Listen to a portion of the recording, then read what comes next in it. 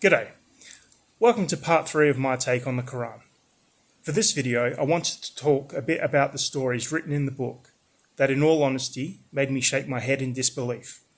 First, the story of Jesus and Mary is told from a different angle.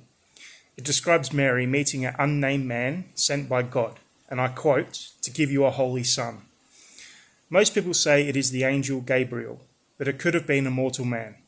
Also, Joseph is never mentioned in the Qur'an. It also says that she gave birth near a tree and a stream, and that Jesus could speak when he was still in the cradle, and declared himself a prophet of God. Whole story seems a bit far-fetched to me.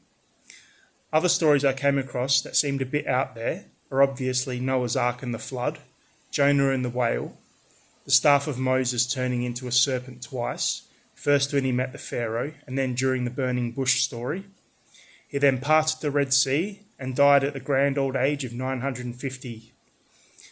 Then there are others, like Solomon's armies, having desert jinns and devils fighting for them, and that he heard ants talking to each other before the battle. Lastly, the horrible story of Abraham nearly sacrificing his kid to please God. But the one that takes the cake and shocked me was, one evening, as the sun was nearly about to set, Solomon was admiring the horses that he rode, looked after and probably cared for.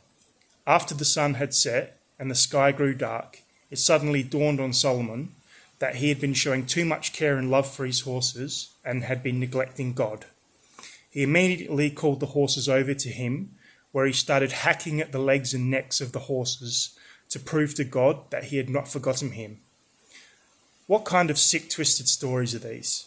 Willing to sacrifice your son and hacking up horses to prove your devotion to God. These are not good moral lessons. It only proves that people will do the most disgusting things when it comes to God and religion. Stay tuned for my conclusion of my take on the Qur'an. Cheers.